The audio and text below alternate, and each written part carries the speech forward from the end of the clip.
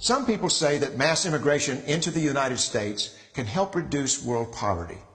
Is that true? Well, no, it's not. And let me show you why.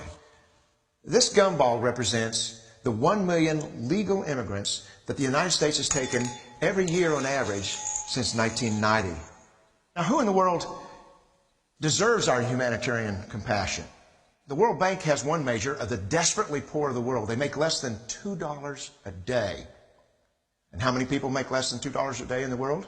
Well, let's start with Africa. In Africa alone, there are 650 million people who make less than $2 a day.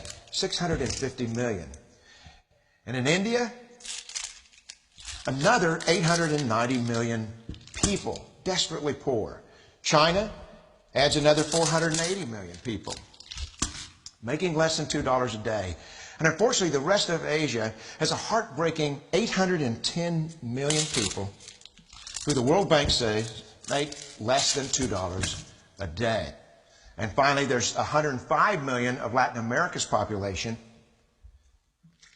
that are desperately poor. All told, the World Bank says there are 3 billion people in the world, 3 billion people who are desperately poor, making less than $2 a day. That's 3,000 gumballs.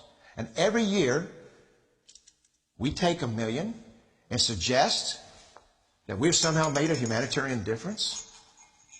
Of course, we don't pull our immigrants from these desperately poor populations, do we?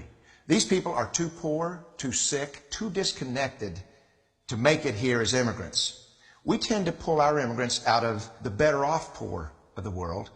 And Mexico tends to define the type of immigrant that we bring here because the plurality of people come from Mexico.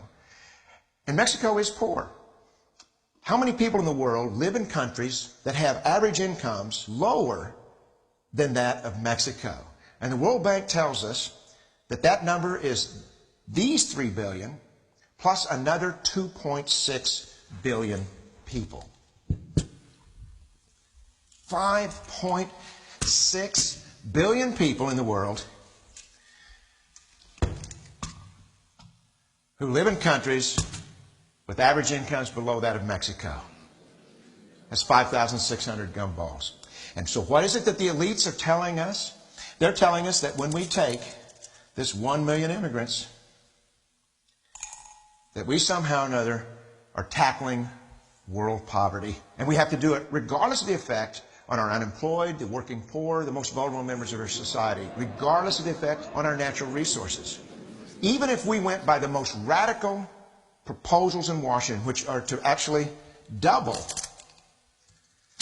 our immigration to 2 million a year, which would totally overwhelm our physical, natural, and social infrastructures, we couldn't make a noticeable difference. And we may be really hurting the impoverished people of the world because the million that we do take are among the most energetic, often the better educated, certainly the most dissatisfied people that if they did not immigrate would be the agents for change to improve the lot of all the people in these countries. The true heroes in the global humanitarian field are the people in these countries who have the wherewithal to immigrate to another country, but instead stay in their countries, to apply their skills to help their fellow countrymen. Unfortunately, our immigration system tends to entice these very type of people to abandon their countrymen. The impossibility of making even a dent is actually worse than it looks here. Because last year, when we took 1 million immigrants, these countries added, births over deaths, 80 million more people into the impoverished populations. And this year, Congress is bringing in 1 million legal immigrants. And this year, according to the United Nations, these countries are expected to add another 80 million people. And next year, you can be quite sure that Congress, unless stopped by the American voters, will bring in another 1 million immigrants. And these countries, unfortunately, will be adding another 80 million people. into these impoverished nations. We could take 5 million a year, but we'd never get ahead of what's happening in these countries. Not in this century. Don't you see? Immigration can never be an effective or significant way to deal with the suffering people of the world. They have to be helped where they live. 99.9% of them will never be able to immigrate to a rich country. There's no hope for that. They have to bloom where they're planted.